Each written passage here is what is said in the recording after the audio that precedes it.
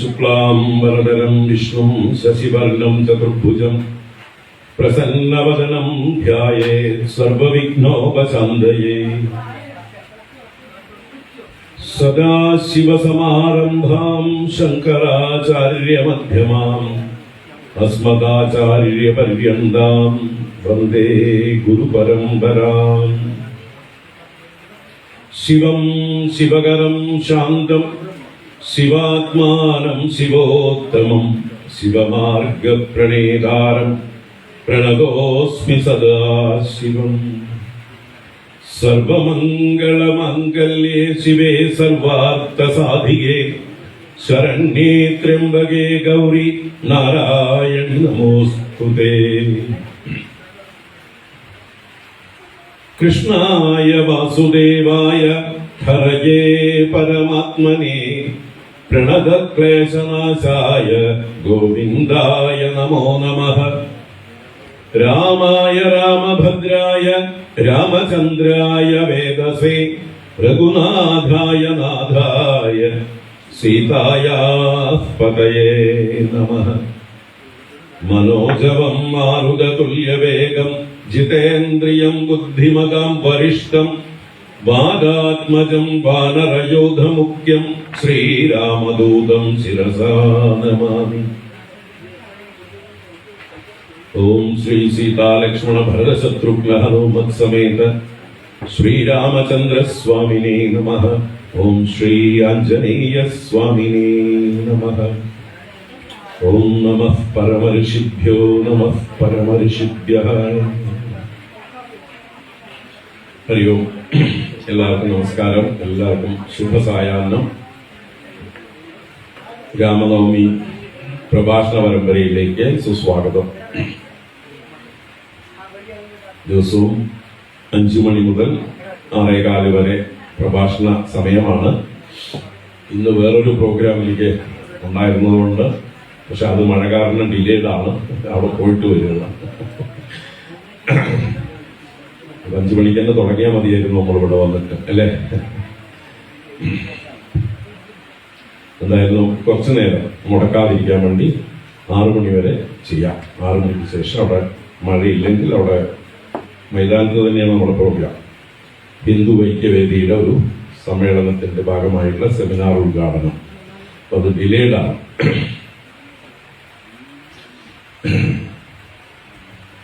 നമുക്ക് ഇവിടെ വൈകുന്നേരം ഈ സമയത്ത് നമ്മൾ ചർച്ച ചെയ്യുന്നത് പുരുഷ സൂക്തം എന്ന 4 വേദങ്ങളിലുമുള്ള ഏറ്റവും വിശിഷ്ടമായിട്ടുള്ള സ്തുതിയാണ്. ഈശ്വരനെ കുറിച്ചിട്ടുള്ള, അഥവാ പ്രപഞ്ചത്തിന്റെ മുഴുവൻ പരമകാരണമായിട്ടുള്ള വസ്തുവിനെ പ്രസ്താവിക്കുന്ന, അതിന്റെ മഹത്വം നമുക്ക് ബോധ്യപ്പെടുത്തി തരുന്ന ഏറ്റവും വിശിഷ്ടമായിട്ടുള്ള സ്തുതിയാണ് പുരുഷ സൂക്തം. വിരാട് പുരുഷനെ സ്തുതിക്കുന്നത്. പുരുഷൻ എന്നാൽ പൂർണ്ണനായവൻ, പൂർണ്ണത്വ പുരുഷ, എല്ലായിടത്തും നിറഞ്ഞിരിക്കുന്നത് എന്നർത്ഥം. എല്ലാ രൂപങ്ങളിലും നിറഞ്ഞിരിക്കുന്നത്. അതിനെ വിരാട് എന്ന് പറയുമ്പോൾ വിവിധമായി രാജിക്കുന്നത്, വിവിധമായി പ്രകാശിക്കുന്നത്, എല്ലാം എല്ലാമായി കാണപ്പെടും. അപ്പൊ ഈ ലോകം മുഴുവനുള്ള സകല ചരാചരങ്ങളും, ഒരു അണു മുതൽ ബ്രഹ്മാണ്ടങ്ങൾ വരെ എല്ലാം ആ വിരാട് പുരുഷന്റെ അവയവങ്ങളാണ് എന്നുള്ളതാണ് നമ്മൾ ഈ പുരുഷ സൂക്തത്തിന്റെ ആദ്യ ഭാഗത്ത് കണ്ട് അതിന്റെ കൂടുതൽ വ്യാഖ്യാനമാണ് തുടർച്ചയായിട്ട് കാണുന്നത്. അപ്പൊ ഈ പ്രപഞ്ച സൃഷ്ടി എങ്ങനെയാണ് ആ വിരാട് പുരുഷന്റെ അവയവങ്ങളായി ഉരുത്തിരിഞ്ഞു വന്നത് എന്ന ഭാഗങ്ങളാണ് ഇപ്പോ നമ്മൾ കഴിഞ്ഞ ക്ലാസ്സുകളിൽ കണ്ടുകൊണ്ടിരിക്കുന്നത്. ഇന്ന് 5ാമത്തെ ക്ലാസ്സാണ്. കുറച്ചു നേരം നമുക്ക് നോക്കാം. ആദ്യമേ പുരുഷ സൂക്തം ഒന്ന് പെട്ടെന്ന് ചൊല്ലാം.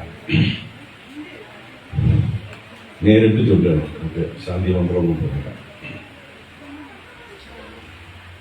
ഓം സഹസ്രശീർഷാ പുരുഷഃ സഹസ്രാക്ഷഃ സഹസ്രപാദ് स भूमिं विश्वतो वृत्वा अद्यतिष्ठद्दशाङ्गुलम् पुरुष एवेदगं सर्वं यद्भूतं यच्च भव्यम् उतामृतत्वस्येषानः यदन्नेनातिरोहति एतावानस्य महिमा अतोऽज्जायागंस्य पूरुषः പാദോऽस्य विश्वाभूतानि त्रिपादस्यामृतं दिवि त्रिपादोर्ध्व उदयित्पुरुषः पादोऽस्येहाभवत् पुनः ततो विश्वं व्यक्रामत शासनानशने अपि तस्मात् विराट जायत विराजो अधिपूरुषः स जातो अत्यरिच्यत पश्चात् भूमिमदो पुरः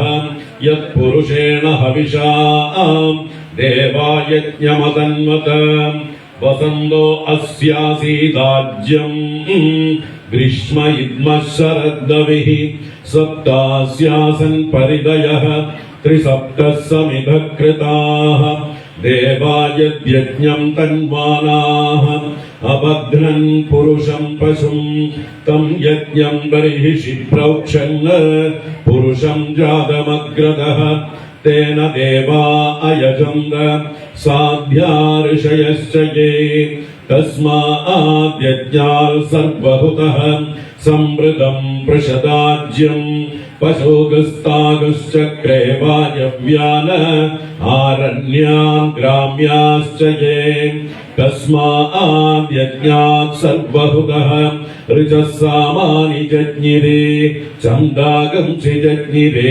तस्माद् यजुस्तस्मादजायत तस्मादश्वा अजायन्त ये केचोभयागतः गावोह जज्ञिरे तस्माज्जाता अजावयः यत्पुरुषं व्यददुः कविता व्यकल्पयन् मुखं किमस्य कौ बाहु कावूरूपादावुच्येते ब्राह्मणोऽस्य मुखमासीत् बाहुराजन्यकृतः ऊरु तदस्य यद्वैश्यः पद्भ्यागं शूद्रो अजायत चन्द्रमा मनसो जातः चक्षो सूर्यो अजायत मुखादिन्द्रश्चाग्निश्च प्राणाद् वायुरजायत नाभ्या आसीदन्तरिक्षं शीर्ष्णोद्यौ समवर्तत पद्भ्यां भूमिर्दिशः श्रोत्राद् तथा लोकागम् अकल्पयन् वेदाहमेतं पुरुषं महान्तम् आदित्यवर्णं तमसस्तु पारे सर्वाणि रूपाणि विजित्य धीरः नामानि कृत्वापि वदन् यदास्ते दादा पुरस्ताद्यमुदा जहार शक्रप्रविद्वान् प्रतिशश्चतस्रः तमेवं विद्वानमृत इह भवति नान्यः पन्था अयनाय विद्यते यज्ञेन यज्ञमयजन्त देवाः तानि धर्माणि प्रथमान्यासन् तेहनाकं न हिमानः सचन्दे यत्र पूर्वे साद्या सन्ति देवाः ॐ नमो नारायणाय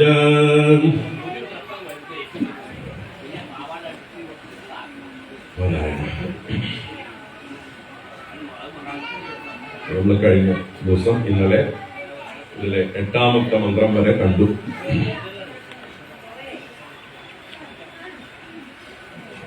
ആ പുരുഷന്റെ മഹാത്മ്യം ആണ് ഈ കാണുന്ന പ്രപഞ്ചം. ഏതാവാനസ്യ മഹിമ, ഈ കാണുന്നതെല്ലാം അവന്റെ വിഭൂതിയാണ്, അവന്റെ മാനിഫെസ്റ്റേഷനാണ്. അവൻ എന്ന് പറയുന്ന സൗകര്യത്തിന് വേണ്ടി പറയുന്നതാണ്. അതിന് അവനെന്നോ അവളെന്നോ അതെന്നോ എന്ന് വേണമെങ്കിൽ പറയാം. ആ ചൈതന്യത്തിന്റെ, ആ വസ്തുവിന്റെ ആത്യന്തികമായി എന്നും ഉള്ളതായിട്ടുള്ള വസ്തു, മുമ്പും ഈ സൃഷ്ടിയെല്ലാം ഉണ്ടാവുന്നതിന് മുമ്പേ ഉള്ളതും, ഇതെല്ലാം ഇല്ലാതായാലും യാതൊന്ന് ശേഷിക്കുമോ അത് തന്നെയാണ് മധ്യത്തിലും ഉള്ളത്. മുമ്പുള്ളത് തന്നെയാണ് ഈ കാണുന്ന രൂപത്തിൽ കാണപ്പെടുന്നത്. സ്വർണം തന്നെയാണ് ഗോൾഡ് സ്മിത്ത് ആഭരണ രൂപങ്ങളിൽ ആക്കി കാണിക്കുന്നത്, അല്ലെ? മുമ്പുണ്ടായിരുന്ന സ്വർണം എങ്ങനെയാണോ ആഭരണ രൂപങ്ങളെ പ്രാപിച്ചത്, വളയും മാലയും കമ്മലും എല്ലാമായി രൂപാന്തരം പ്രാപിച്ചത്, അപ്പോഴും അവിടെ എന്താ ഉള്ളത്? വാസ്തവത്തില് സ്വർണം തന്നെയാണ്. എത്ര സ്വർണം മുമ്പുണ്ടായിരുന്നോ അത്രയും സ്വർണം ആഭരണ രൂപത്തിലുണ്ട്. മണ്ണ് കൊണ്ടുണ്ടാക്കിയ മൺപാത്രങ്ങളെല്ലാം മണ്ണ് തന്നെയാണ്. മണ്ണിൽ നിന്നുണ്ടായി മണ്ണായി നിലനിന്ന് മണ്ണിലേക്ക് തന്നെ വിലയം പ്രാപിക്കുന്നതാണ്. അപ്പൊ അതുപോലെ ചൈതന്യം മാത്രമാണ് മുമ്പ് ഉണ്ടായിരുന്നത്. ആ ശുദ്ധ ചൈതന്യമാണ് ഈ കാണുന്നതായിട്ടുള്ള ചരാചരാത്മകമായിട്ടുള്ള ഈ പ്രപഞ്ചമായി തീർന്നിരിക്കുന്നത്, അനേക കോടി ബ്രഹ്മാണ്ടങ്ങളായി തീർന്നിരിക്കുന്നത്. ആ ബ്രഹ്മാണ്ടങ്ങളെല്ലാം ആ ഈശ്വരന്റെ മാനിഫെസ്റ്റഡ് ആയിട്ടുള്ള ഫോമാണ്. അൺമാനിഫെസ്റ്റ് ആയിട്ടുള്ളത് ഇതിനേക്കാൾ വലുതാണ്. അതാണ് ത്രിപാദൂർധ്വ ഉദയ പുരുഷ. ഈ കാണുന്ന വിശ്വം പാദോസ്യ വിശ്വാഭൂതാനി, ഈ വിശ്വമായി ഭവിച്ചിരിക്കുന്നത് അവന്റെ അല്ലെങ്കിൽ ആ ഈശ്വരന്റെ പാദം മാത്രമാണ്, 4/1 മാത്രമാണ്. ത്രിപാദ് 3 ഭാഗം അഥവാ 3/4 ഭാഗം അമൃതം ദിവി. ഇതിനെ ട്രാൻസെൻഡ് ചെയ്ത് ഇതിലേക്ക് അതിക്രമിച്ച് അളവില്ലാതെ അനന്തമായി രൂപം പ്രാപിക്കാതെ നിൽക്കുന്നു. ഇതൊക്കെ വളരെ വിശദമായിട്ട് നമ്മൾ ചർച്ച ചെയ്ത് കഴിഞ്ഞു. അപ്പോ ആ പുരുഷനിൽ നിന്ന് എങ്ങനെയാണ് ഈ പ്രപഞ്ചം രൂപപ്പെട്ടു വന്നത് എന്നുള്ളതിനെ കുറിച്ചാണ് വർണ്ണിച്ചുകൊണ്ടിരിക്കുന്നത്. അപ്പൊ ചരാചരാത്മകമായിട്ടുള്ള ഈ പ്രപഞ്ചം, അതിൽ എന്താ പറയുക, ദേവന്മാരായും ഋഷിമാരായും ഓരോ സൃഷ്ടിജാലങ്ങളായിട്ടുണ്ടായി. അവരെല്ലാം അവരവരുടെ യജ്ഞങ്ങളെ ചെയ്തു എന്ന് പറഞ്ഞു. മനസ്സിനെ അടക്കിക്കൊണ്ട് ഓരോരുത്തരും അവരവരുടെ റോളുകൾ നിർവഹിച്ചു എന്നർത്ഥം. ഇവിടെ യജ്ഞം എന്ന് പറഞ്ഞാല് അവരുടെ ജീവിതത്തെ ഈ പ്രപഞ്ചത്തിന്റെ നിയമങ്ങൾക്കനുസരിച്ച് പ്രപഞ്ചനാഥനായ ഈശ്വരനോട് അനുസരിച്ച് വർത്തിക്കുമ്പോൾ അതാണ് യജ്ഞം. നമ്മൾ ചെയ്യുന്ന കർമ്മങ്ങളെല്ലാം ഈശ്വരാർപ്പണമാക്കിയാൽ അത് യജ്ഞമായി. ഏത് കർമ്മവും ഈശ്വരാർപ്പണമാക്കിയാൽ യജ്ഞമായി. യജ്ഞം എന്നുള്ള വാക്കിന്റെ അർത്ഥം തന്നെ ദേവപൂജനം. യജ് എന്നുള്ള ധാതു ദേവപൂജായാം. ദേവപൂജ ചെയ്യുന്നതിനെയാണ് യജ്ഞം എന്ന് പറയുന്നത്. അല്ലാതെ അത് ഏതെങ്കിലും ഹോമകുണ്ടത്തിൽ ഹോമിക്കണമെന്ന് നിർബന്ധമൊന്നുമില്ല. ഏത് പൂജയും യജ്ഞമാകുന്നു. അപ്പൊ നമ്മൾ ചെയ്യുന്ന ഏത് കർമ്മവും യജ്ഞമാക്കി മാറ്റാം.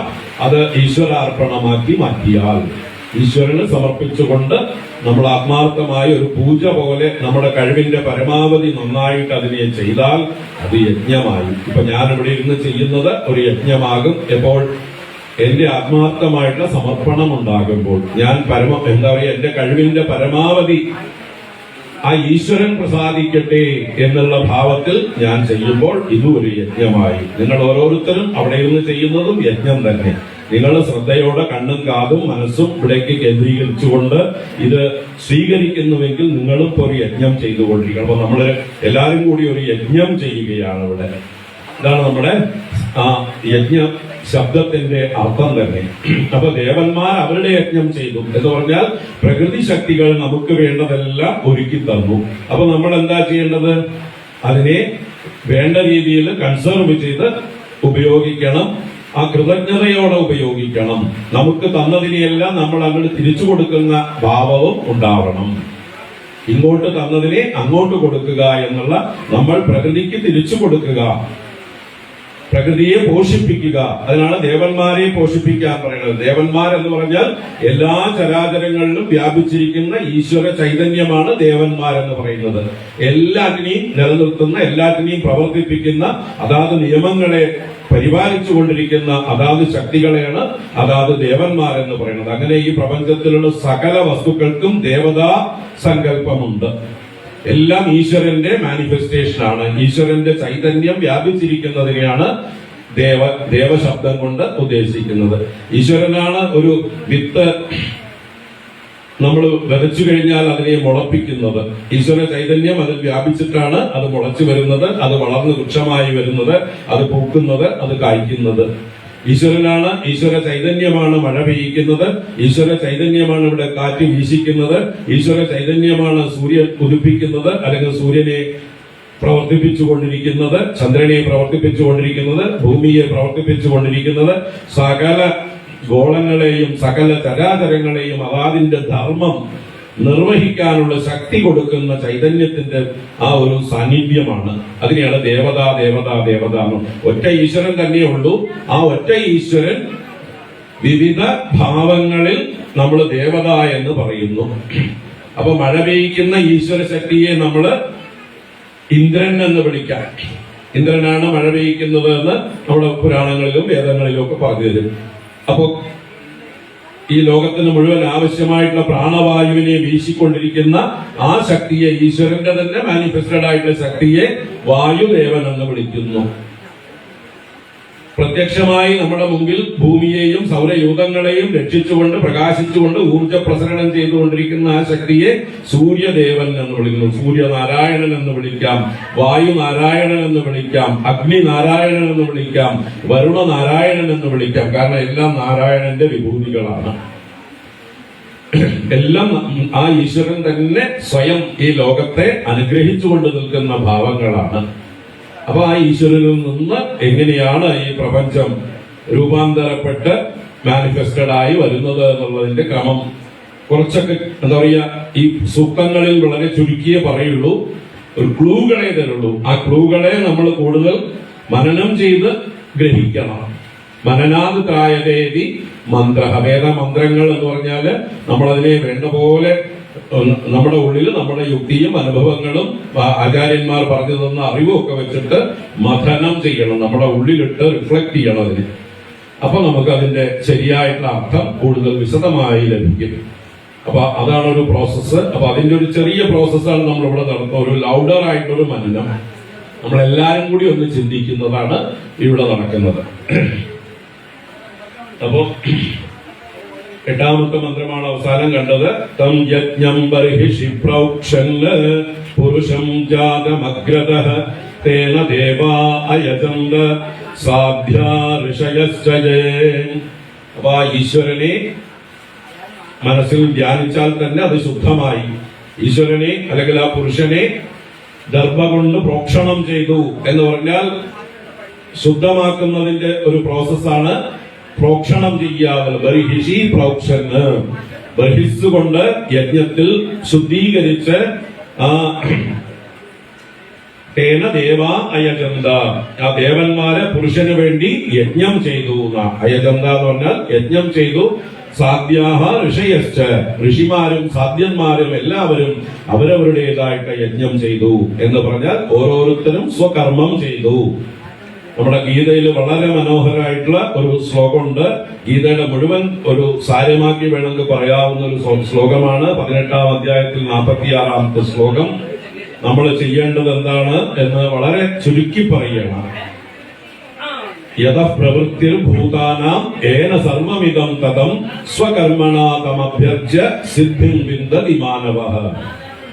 യഥഃ പ്രവൃത്തി ഭൂതാനാം, എവിടെ നിന്നാണ് ഈ ഭൂതങ്ങളുടെ മുഴുവൻ, ഭൂതങ്ങൾ എന്നാൽ സൃഷ്ടി, ഈ ചരാചരാത്മകമായ ഉണ്ടായ വസ്തുക്കളുടെ മുഴുവൻ പ്രവൃത്തി എന്നാൽ ഉൽപ്പത്തി.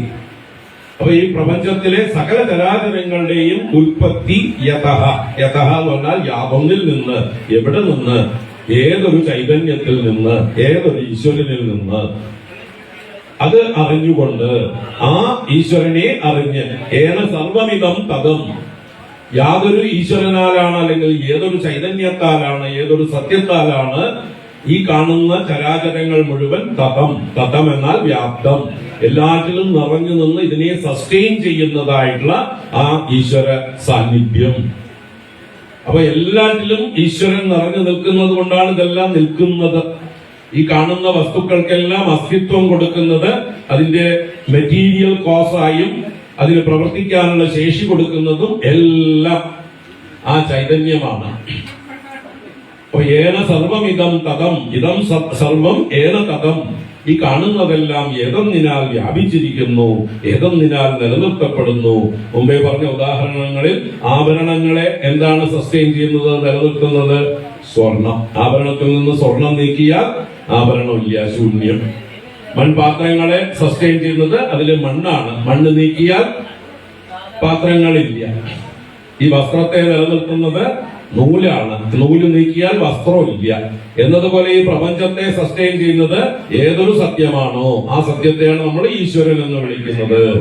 എല്ലാറ്റിലും വ്യാപിച്ച് എല്ലാറ്റിനെയും നിലനിർത്തുന്ന, എല്ലാറ്റിനും എക്സിസ്റ്റൻസ് കൊടുക്കുന്ന, സ്വയം എക്സിസ്റ്റൻസ് ആയിരിക്കുന്ന സത്യം ജ്ഞാനം അനന്തം ബ്രഹ്മ എന്നൊക്കെ വേദം പറയുന്ന ആ വസ്തു, അതിനെ അറിഞ്ഞ് യഥപ്രവൃത്തിർഭൂതാനാം ഏന സർവമിദം തതം, ഇതറിഞ്ഞുകൊണ്ട് സ്വകർമ്മണ തമഭ്യർച്ച്യ, സ്വകർമ്മണ ഓരോരുത്തരും അവരവരുടെ റോൾ ഐഡന്റിഫൈ ചെയ്ത് ഞാൻ എവിടെ ഇരിക്കുന്നു, എന്റെ റോൾ എന്താണ്, എന്റെ ഡ്യൂട്ടി എന്താണ് എന്ന് തിരിച്ചറിഞ്ഞ് അതിനെ ഈ പ്രപഞ്ചത്തിലേക്കുള്ള ഈ പ്രപഞ്ചം മുഴുവൻ നിറഞ്ഞിരിക്കുന്ന ഈശ്വരനുള്ള അർച്ചനയാക്കി മാറ്റണം. നമ്മൾ ചെയ്യേണ്ട കർമ്മങ്ങളെല്ലാം പൂജയാക്കി മാറ്റണം എന്ന് പറഞ്ഞാൽ പൂക്കളെ കൊണ്ട് പൂജിക്കണം എന്നല്ല അർത്ഥം. നിങ്ങൾ ചെയ്യേണ്ട കർമ്മത്തെ മനസ്സിരുത്തി ശ്രദ്ധയോടെ നന്നായി കഴിവിന് പരമാവധി നന്നായി ചെയ്യുക. ഓരോരുത്തരും ചെയ്യുന്ന കർമ്മങ്ങൾ അവരുടെ കഴിവിന്റെ പരമാവധി നന്നായിട്ട് ചെയ്യുക. നിങ്ങളെ അതിനാണ് ഏൽപ്പിച്ചിരിക്കുന്നത്. ആ ഉത്തരവാദിത്വ ബോധം വേണം. ഞാൻ ഇവിടെ ഇരിക്കുന്നത് ഇന്നത് ചെയ്യാനാണ്. ഓരോരുത്തർക്കും അതാത് സ്ഥാനത്തിരിക്കുമ്പോ ആ ബോധം ഉണ്ടെങ്കിലോ അതനുസരിച്ച് അവർ പ്രവർത്തിക്കുകയാണെങ്കിലോ ഈ ലോകം ഫ്ലറിഷ് ചെയ്യും. ഈ ലോകത്തിന് അഭിവൃദ്ധി ഉണ്ടാവും, അഭ്യുദയം ഉണ്ടാവും. അതുപോലെ അവനവനും അതിൻ്റെതായിട്ടുള്ള നേട്ടമുണ്ടാവും. അപ്പൊ അവനവന്റെ അഭ്യുദയവും പ്രപഞ്ചത്തിന്റെ അഭ്യുദയവും ഒന്നിച്ചു നടക്കും. മാത്രമല്ല അവനവന് ആന്തരികമായിട്ടുള്ള വികാസമുണ്ടാവും. അതിലൂടെ അവന് സ്വാതന്ത്ര്യം അനുഭവിക്കാം, അതിൽ സംതൃപ്തി അനുഭവിക്കാം, സന്തോഷം അനുഭവിക്കാം. അതാണ് സിദ്ധി എന്ന് പറഞ്ഞത്. സ്വകർമ്മണാതമഭ്യർച്ച്യ സിദ്ധിം വിന്ദതി മാനവഃ, അവൻ സിദ്ധിയെ പ്രാപിക്കുന്നു. സിദ്ധി എന്ന് പറഞ്ഞാൽ നിങ്ങൾക്ക് എന്താണോ നിങ്ങൾ സാധ്യമായി കരുതുന്നത് അത് സാധിക്കുന്നു. സാധ്യം എന്ന് പറഞ്ഞാൽ ലക്ഷ്യം, ഗോൾ. അത് സിദ്ധിച്ചു കഴിയുമ്പോഴോ ആ ലക്ഷ്യം നേടിക്കഴിഞ്ഞു എന്നർത്ഥം. ലക്ഷ്യം നേടിയവരെയാണ് സിദ്ധൻ എന്ന് പറയുന്നത്. ലക്ഷ്യം നേടുന്ന അനുഭവത്തെയാണ് സിദ്ധി എന്ന് പറയുന്നത്. ലക്ഷ്യം സാധ്യം, അത് പ്രാപിക്കാൻ വേണ്ടി പ്രയത്നിക്കുന്നവൻ സാധകൻ. അതിനുള്ള പ്രയത്നത്തിന് പേര് സാധന. സാധകൻ, സാധന, സാധ്യം. സാധ്യത്തിലൂടെ സിദ്ധി ലഭിക്കുന്നു. അപ്പൊ നമ്മൾക്ക് ജീവിതത്തില് പല ഗോളുകളുണ്ട് നമുക്ക് ഓരോരുത്തർക്കും. അതിനാണ് ഏറ്റവും ചുരുക്കിയിട്ട് നമ്മുടെ വൈദിക ഭാഷയില് ധർമ്മ അർത്ഥ കാമ മോക്ഷങ്ങൾ എന്ന് 4 പട്ടികയാക്കി തിരിച്ചിരിക്കുന്നത്. 4 പുരുഷാർത്ഥങ്ങൾ. സർവൈഹി പുരുഷൈഹി അർത്ഥ്യത, എല്ലാ മനുഷ്യരാലും അർത്ഥിക്കപ്പെടുന്നതാണ് ഇത് 4. അവരറിഞ്ഞാലും അറിഞ്ഞില്ലെങ്കിലും നിങ്ങളുടെ ഏതൊക്കെ ആവശ്യങ്ങളുണ്ടോ ആഗ്രഹങ്ങളുണ്ടോ എല്ലാം ഈ പുരുഷാർത്ഥങ്ങളുടെ പട്ടികയിൽ വരുന്നതാണ്. ധർമ്മം എന്ന് പറഞ്ഞാൽ നമ്മുടെ നിലനിൽപ്പാണ്. നമ്മൾ എവിടെ എങ്ങനെ നിലനിൽക്കണം നിങ്ങളുടെ ആഗ്രഹമാണ്. നിങ്ങൾക്ക് ആരായി തീരണം, എവിടെ നിൽക്കണം, നിങ്ങൾ നേടിയിട്ടുള്ളതെല്ലാം നിലനിർത്തണമെങ്കിൽ നിങ്ങൾ എന്ത് ചെയ്യണം, ഏതാണ് നിങ്ങളുടെ റോള്, ആ റോളിനെ നിലനിർത്തണമെങ്കിൽ നിങ്ങൾ ചെയ്യേണ്ട ഡ്യൂട്ടീസ് എന്തൊക്കെയാണ്, അതാണ് ധർമ്മം. അതുപോലെ അതിലൂടെ നേടാവുന്നത് അർത്ഥം. നിങ്ങൾ ആഗ്രഹിച്ചതായിട്ടുള്ള വസ്തുക്കളൊക്കെ നേടിയെടുക്കാം. അത് ധാർമ്മികമായിട്ട് നേടണം. മറ്റൊരാളെ വേദനിപ്പിച്ചുകൊണ്ടോ മറ്റൊരാളുടെ മുതൽ അപഹരിച്ചുകൊണ്ടോ ആവരുത്. ധാർമ്മികമായിട്ട് അർത്ഥസമ്പാദനം.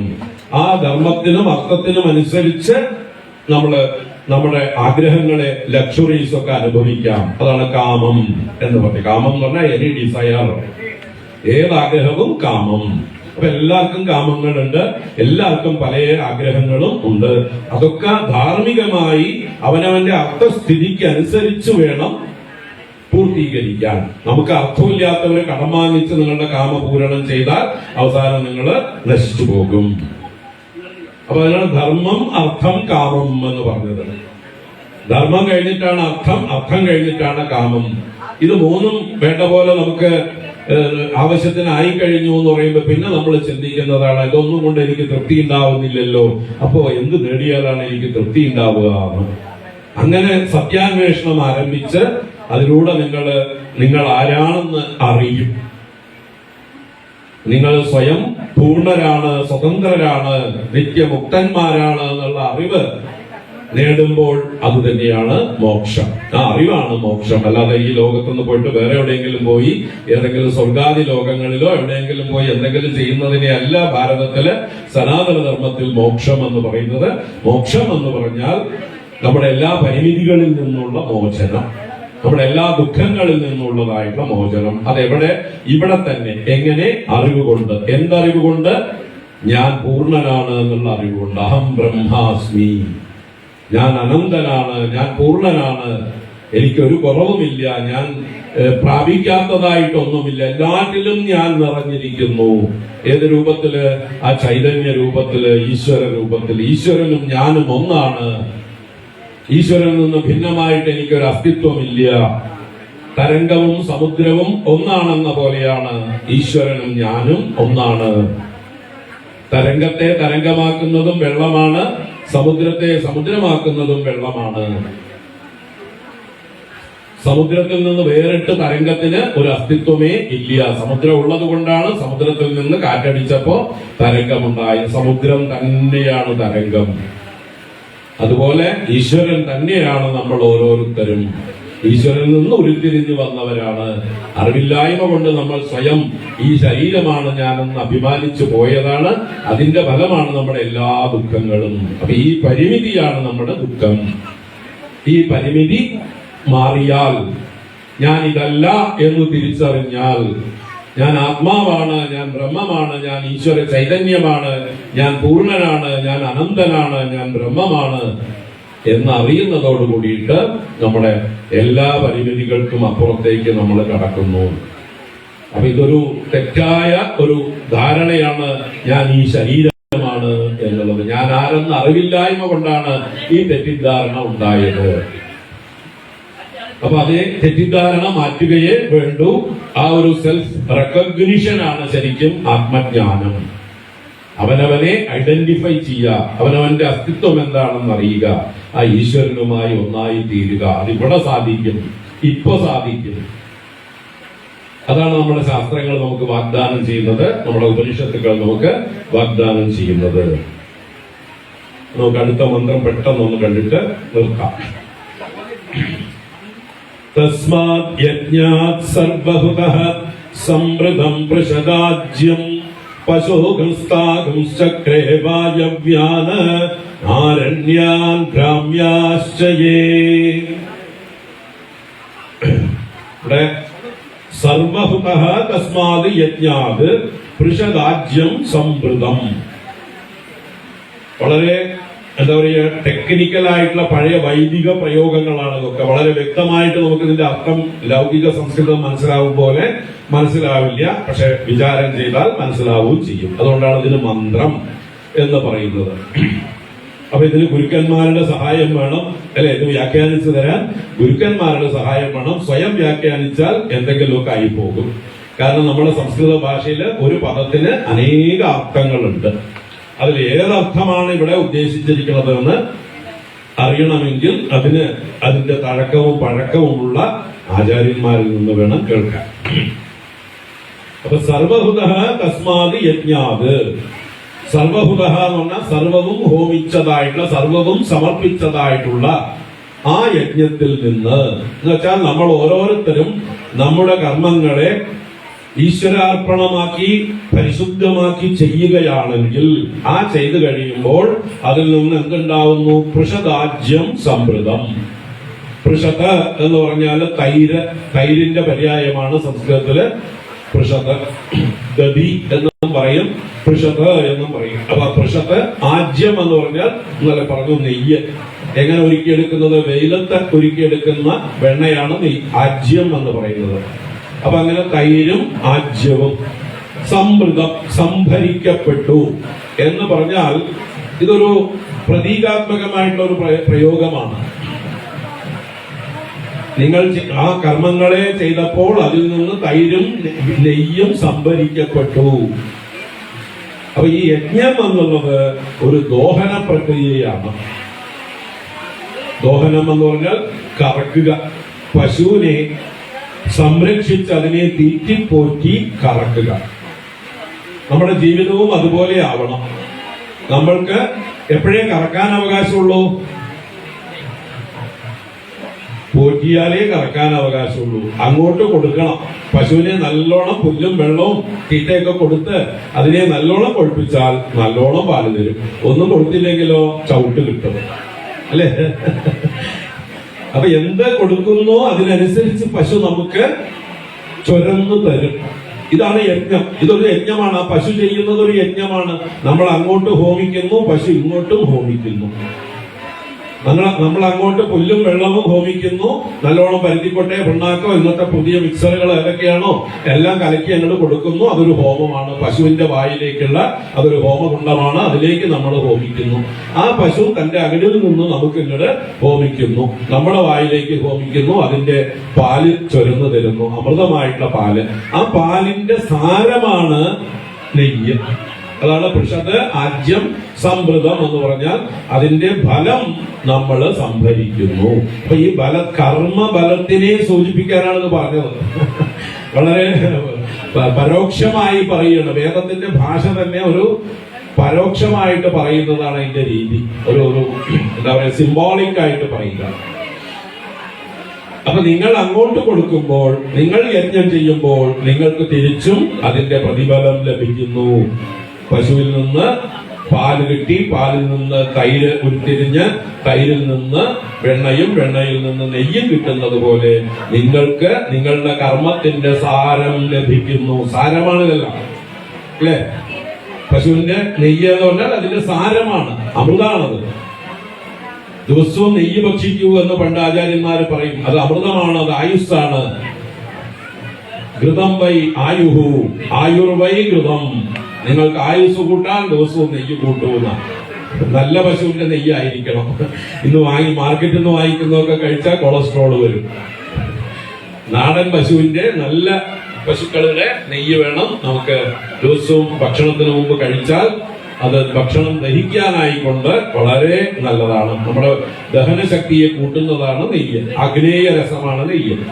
അപ്പൊ അത് കൂട്ടിയിട്ടാണ് ആദ്യം നല്ല സൗകര്യമുള്ളവരൊക്കെ കഴിക്കുക, അല്ലെ? ബ്രാഹ്മണരെ കഴിക്കുമ്പോ നെയ്യ് കൂട്ടി ആദ്യം കഴിച്ചിട്ടേ അടുത്ത സാമ്പാർ കൂട്ടി കഴിക്കുള്ളൂ. എന്തുകൊണ്ട്? അവർക്ക് അറിയാം, അവരുടെ പൂർവികര് പറഞ്ഞു കൊടുത്തിട്ടുണ്ട്. അപ്പൊ നെയ്യ് കൂട്ടി കഴിക്കുന്നതോടുകൂടി നല്ല ലൂബ്രിക്കേഷനായി നമ്മുടെ കുടലൊക്കെ തുറന്നു, പോകുന്ന വഴിയൊക്കെ ക്ലിയർ ആയി. ഇനി അടുത്ത ഉരുളകൾ വേഗം പോകും. അതുപോലെ അവിടെ ആഗ്നേയ രസങ്ങള് ഉദ്ദീപിപ്പിക്കപ്പെടും, ദഹനശക്തി നമുക്ക് വർദ്ധിച്ചു വരും. അപ്പൊ ഇങ്ങനെ ഒരുപാട് അതിന്റെ തത്വങ്ങളുണ്ട്. അപ്പൊ നെയ്യ് കഴിക്കുന്നവർക്ക് നല്ലോണം മലബന്ധമൊന്നും ഉണ്ടാവില്ല, സുഖമായിട്ട് കാര്യങ്ങളൊക്കെ നടക്കും. നമ്മളതൊക്കെ മാറിയതാണ് നമുക്ക് എല്ലാ കുഴപ്പങ്ങൾക്കും. കാരണം നമ്മുടെ ഏത് സൂക്കളിന്റെയും പ്രധാന കാരണം നമ്മുടെ മോഷൻ ശരിയല്ലാത്തതാണ്. ആദ്യം ഡോക്ടറെ അടുത്ത് പോയി എന്താ ചോദിക്കുക? വയറ് പിടിച്ചു നോക്കും, അല്ലേ? എങ്ങനെയുണ്ട്, അവിടെ സ്റ്റൂൾ ധാരാളം നിറഞ്ഞിരിപ്പുണ്ടോ, അവിടെ തങ്ങി നിൽപ്പുണ്ടോ, കുടലിലൊക്കെ തങ്ങി നിൽപ്പുണ്ടെങ്കിലാണ് പിന്നീട് ക്യാൻസർ ആയിട്ട് മാറുക. അപ്പൊ അതെല്ലാം ഒഴിഞ്ഞു പോകണം അന്നാള്. ആ ഒഴിഞ്ഞു പോകാനുള്ള വിദ്യയാണ് ഈ നെയ്യ് കൂട്ടി, നല്ല നെയ്യ് കൂട്ടി കഴിക്കുക. നല്ല ദേശി പശുവിന്റെ നെയ്യ് കൂട്ടി കഴിക്കും. അല്ലാതെ കണ്ണിക്കണ്ട നെയ്യൊന്നും വാങ്ങിക്കേണ്ട. നെയ്യാണെന്ന് പറയണേ ഉള്ളൂ, ലേബലേ ഉള്ളൂ. അതൊന്നും നെയ്യല്ല. പലതും നല്ല കൊഴുപ്പുമൊക്കെ കൂട്ടിയതായിരിക്കും. അത് പന്നിക്കൊഴുപ്പോ ഏതെങ്കിലും മൃഗങ്ങളെ കൊന്നതിന്റെ കൊഴുപ്പമൊക്കെ നെയ്യ് എന്നുള്ള പേരിൽ വിൽപ്പന ചെയ്യുന്നുണ്ട്. സൂക്ഷിച്ചു വാങ്ങിക്കുക, അബദ്ധത്തിൽ പെടരുത്. അത് പിന്നീട് നമുക്ക് സൂക്കേടുകൾക്ക് കാരണമാവും. അപ്പൊ നമ്മുടെ വീട്ടിൽ തന്നെ സ്വയം നല്ലൊരു നാടൻ പശുവിനെ വളർത്തുന്നുണ്ടെങ്കിൽ അതിന്റെ പാലും വെണ്ണയും നെയ്യും ഒക്കെ ആണെങ്കിൽ ഒരു സൂക്കേടും വരില്ല. അത് അമൃതാണ്. അപ്പൊ പറഞ്ഞു വന്നത് സാരത്തെ സൂചിപ്പിക്കാനാണ് പൃഷരാജ്യം സംവൃതം. ആ കർമ്മം, യജ്ഞകർമ്മത്തിൽ നിന്ന് അതിന്റെ സൂക്ഷ്മ ഫലങ്ങൾ, സാരം ഉത്ഭവിച്ചു. നമ്മൾ ഏത് കർമ്മം ചെയ്താലും അതിന്റെ ഫലം സൂക്ഷ്മമായിട്ട് നമുക്ക് ഉരുത്തിരിഞ്ഞു വരുന്നുണ്ട്. അതിന് ദൈവം എന്ന് പറയും. നമ്മളാൽ കാണാൻ പറ്റാത്തതാണ്, അദൃഷ്ടം എന്ന് പറയും. നമ്മൾ നല്ല കർമ്മം ചെയ്താൽ തീർച്ചയായിട്ടും അതിന്റെ റിസൾട്ട് എവിടെയോ റെഡി ആയിട്ടുണ്ട്. നമുക്ക് അൺസീനാണ്, അതുകൊണ്ട് അതിന് അദൃഷ്ടം എന്ന് പറയുന്നത്. ദർശിക്കാൻ പറ്റാത്തത് അദൃഷ്ടം.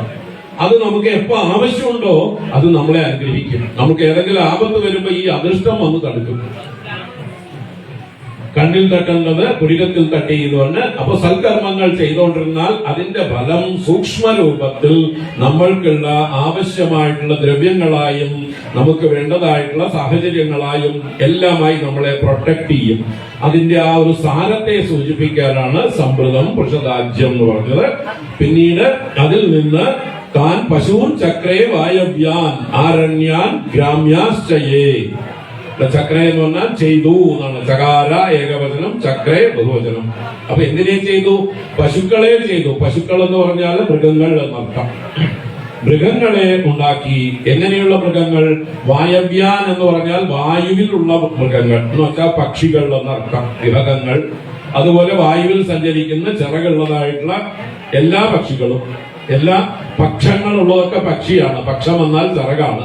അപ്പൊ കൊതുവും പക്ഷിയാണ്, ഈച്ചയും പക്ഷിയാണ്, പക്ഷമുള്ളത് കൊണ്ട്. അപ്പൊ വായുവിൽ സഞ്ചരിക്കുന്നതായിട്ടുള്ള മൃഗങ്ങളും, അതുപോലെ ആരണ്യാൻ എന്ന് പറഞ്ഞാൽ വനത്തിൽ സഞ്ചരിക്കുന്ന, വനത്തിൽ വസിക്കുന്നതായിട്ടുള്ള മൃഗങ്ങളും, ഗ്രാമ്യാൻ എന്ന് പറഞ്ഞാൽ ഗ്രാമങ്ങളിലുള്ളതായിട്ടുള്ള ജനവാസ സ്ഥലങ്ങളിലുള്ളതായിട്ടുള്ള മൃഗങ്ങളും. Domestic animals and wild animals, ആരണ്യാൻ, ഗ്രാമ്യാൻ. മറ്റത് വായവ്യാൻ എന്ന് പറഞ്ഞാൽ അന്തരീക്ഷത്തിൽ പറന്നു നടക്കുന്നതായിട്ടുള്ള പക്ഷികളും മറ്റു ജീവജാലങ്ങളും. അപ്പൊ ഇതെല്ലാം അതിൽ നിന്നുണ്ടായി എന്ന് പറഞ്ഞാല് നമ്മൾ ചെയ്യുന്ന കർമ്മത്തിന്റെ ഫലമായിട്ടാണ് ഈ ലോകത്തില് ഇമാതിരി നന്മകളും തിന്മകളും ഒക്കെ ഉണ്ടാവുന്നത്. നല്ലതാണെങ്കിലും അല്ലേ, നമ്മൾ ചെയ്യുന്ന പ്രവൃത്തി മോശമാണെങ്കിൽ ധാരാളം കൊതുക്കൾ ഉണ്ടാവും, ഈച്ചകൾ ഉണ്ടാവും നമ്മളെ ഉപദ്രവിക്കാൻ വേണ്ടി. കാരണം നമ്മൾ ചെയ്ത പാപം എങ്ങനെ അനുഭവിക്കും? കൊതുകടിയിലൂടെ. കൊതുകടി നമ്മൾ ചെയ്ത പാപത്തിന്റെ ഫലമാണ്. അതുപോലെ ഓരോ തരത്തിലുള്ള ദുഃഖങ്ങൾ മറ്റ് ജീവികളിൽ നിന്ന്, ചുറ്റുപാടുകളിൽ നിന്ന് ഏതെല്ലാം ജന്തുക്കൾ നമ്മളെ ഉപദ്രവിക്കുന്നുവോ അതൊക്കെ നമ്മുടെ പാപഫലമാണ്. ഏതൊക്കെ ജന്തുക്കൾ നമ്മളെ സഹായിക്കുന്നുവോ അതൊക്കെ നമ്മുടെ സത്കർമ്മങ്ങളുടെ ഫലമാണ്. അപ്പൊ നമ്മൾ ചെയ്ത കർമ്മത്തിന്റെ ഫലമായി ചുറ്റുപാടുകൾ ഉരുത്തിരിഞ്ഞു വരുന്നു. അവിടെ ആവശ്യമായിട്ടുള്ള ജീവജാലങ്ങളെല്ലാം സമൃദ്ധമായി വരുന്നു. ഇതൊക്കെ കർമ്മഫലമാണ്. ഇങ്ങനെയാണ് സംസാരം വർദ്ധിച്ചു വരുന്നത്. സംസാരം എന്ന് പറഞ്ഞാൽ ഈ ലോകം, ഈ ലോകത്തിലെ ആക്ടിവിറ്റീസ്, ഇവിടെയുള്ള ജീവജാലങ്ങൾ, ഇതെല്ലാം വർദ്ധിച്ചു വരുന്നത് നമ്മളുടെ കർമ്മങ്ങളുടെ ഫലമാണ്. അതിനെ വളരെ എന്താ പറയാ, പ്രതീകാത്മകമായ മന്ത്രങ്ങളിലൂടെ പറഞ്ഞതാണ് ഇതെല്ലാം. അപ്പൊ സൃഷ്ടിയുടെ വ്യാപ്തി, നമ്മൾ താമസങ്ങളായ കർമ്മങ്ങൾ ചെയ്താൽ താമസങ്ങളായ സൃഷ്ടി ഇവിടെ ഉണ്ടാവും. നമ്മൾ സാത്വികങ്ങളായ കർമ്മങ്ങൾ ചെയ്താൽ നമ്മുടെ ചുറ്റുപാടും സാത്വികങ്ങളായ ജീവജാലങ്ങൾ, സാത്വികന്മാരായ മനുഷ്യർ, സാത്വികങ്ങളായ സാഹചര്യങ്ങൾ എല്ലാം ഉണ്ടാകും. നമ്മൾ രാജസങ്ങളായ പ്രവൃത്തികൾ ചെയ്താൽ രാജസ ജീവജാലങ്ങൾ ചുറ്റുണ്ടാവും. നമ്മൾ ചെയ്യുന്ന കർമ്മത്തിന് ഇപ്പൊ നമ്മൾ കലിയുഗം എന്ന് പറയുന്നു അല്ലെ. ഈ കലിയുഗം ഏത് ഗുണം വർദ്ധിച്ചതാണ്? തമോ ഗുണം വർദ്ധിച്ചതാണ് കലിയുഗം. എന്തുകൊണ്ട് തമോ ഗുണം വർദ്ധിച്ചിരിക്കുന്നു? ആളുകളൊക്കെ തമോ ഗുണ സമ്പന്നരായിരിക്കുന്നു. ആളുകളെല്ലാം തമോ പ്രവൃത്തികൾ ചെയ്തുകൊണ്ടിരിക്കുന്നു. താമസ പ്രവൃത്തികൾ ചെയ്യുന്നതിന്റെ ഫലമായിട്ടാണ് ഇവിടെ ഭൂതപ്രേത പിശാചുക്കളെ പോലെയുള്ള ആളുകൾ ഉണ്ടായിരിക്കുന്നത് അല്ലെ. പണ്ട് പുരാണത്തിൽ പറയും രുദ്രന്റെ സൃഷ്ടി. രുദ്രൻ തമോ ഗുണ പ്രധാനിയാണ്, കോപത്തിൽ നിന്നുണ്ടായതാണ്. ആ രുദ്രനിൽ നിന്നുണ്ടായ സൃഷ്ടിയൊക്കെ കണ്ണിക്കണ്ട ഭൂതപ്രേത പിശാചുക്കളായിരുന്നു. ബ്രഹ്മദേവനെ തന്നെ വിഴുങ്ങാൻ ചെന്നു. ബ്രഹ്മദേവൻ രുദ്രനോട് നിന്റെ സൃഷ്ടിയും കൊണ്ട് നീ പോയി ഹിമാലയത്തിൽ പോയി തപസ് ചെയ്യൂ എന്ന് പുരാണങ്ങളിൽ പറയും. അപ്പൊ രുദ്രന്റെ സൃഷ്ടിയെല്ലാം താമസ സൃഷ്ടികൾ, ഭൂതപ്രേത പിശാചുക്കൾ. ഇപ്പൊ നമ്മുടെ സൃഷ്ടിയും അതുപോലെയാണ്. നമ്മുടെ ചുറ്റുപാടും ധാരാളം ഭൂതപ്രേത പിശാചുക്കളെ കൊണ്ട് നിറഞ്ഞിരിക്കണം. അങ്ങനെ നമ്മുടെ ഇടയിൽ തന്നെയാണ് നമ്മളെ പോലെയുള്ള വേഷം കെട്ടിയിരിക്കുന്നത് തന്നെയാണ് ഭൂതപ്രേത പിശാചുക്കൾ. നമ്മുടെ പ്രവൃത്തി ദോഷം കൊണ്ടാണ്. അപ്പൊ നമ്മൾ സത്കർമ്മം ചെയ്തു നോക്കൂ, ഈ ലോകം പരിവർത്തനം ഉണ്ടാവും. നല്ല എന്താ പറയാ സൃഷ്ടി ഉണ്ടാവും ഇവിടെ. അപ്പൊ ഇങ്ങനെ നിങ്ങൾ എന്ത് ചെയ്യുന്നോ നിങ്ങൾ കൊടുക്കുന്നത് നിങ്ങൾക്ക് കിട്ടും, നിങ്ങൾ വിതയ്ക്കുന്നത് നിങ്ങൾ കൊയ്യും എന്നുള്ളതിന്റെ സൂചനാത്മകമായിട്ടുള്ള ഒരു മന്ത്രമാണിത്. സൃഷ്ടി വർദ്ധിച്ചു വരുന്നതിനെ കുറിച്ച് പറയുന്നതാണ്. തസ്മാത് യജ്ഞാത് സർവഹുതഃ സംവൃതം പൃഷദാജ്യം പശോഗസ്താഗം ശക്രേവായവ്യാന ആരണ്യാൻ ഗ്രാമ്യാശ്ചയേ. ഇനി വേദങ്ങൾ ഉത്ഭവിച്ചതിനെ കുറിച്ചാണ് അടുത്ത മന്ത്രത്തിൽ പറയുന്നത്. നമുക്ക് നാളെ 5 മണിക്ക് തന്നെ കാണാം. നാളെ കൃത്യം 5 മണിക്ക് വരിക. എല്ലാവരും 5 മണിക്ക് കാണാം. എന്നിവിടെ നിർത്തുകയാണ്. ഓം തത്സം ജോറാവൃണീമഹേ ഗാതും യജ്ഞായ ഗാതും യജ്ഞപതയേ ദൈവീ സ്വസ്തിരസ്തു നഃ സ്വസ്തിർമാനുഷേഭ്യഃ ഊർധ്വം ജിഗാതു വേഷകം ശന്നോ അസ്തു ദ്വിപദേ ശം ചതുഷ്പദേ. ഓം ശാന്തി ശാന്തി ശാന്തി. ഹരി ഓം. ശ്രീ ഗുരുഭ്യോ നമഃ. ഹരി ഓം. ഞാൻ ഇറങ്ങുന്നു. പരിപാടിയുണ്ട്. ഹരി ഓം.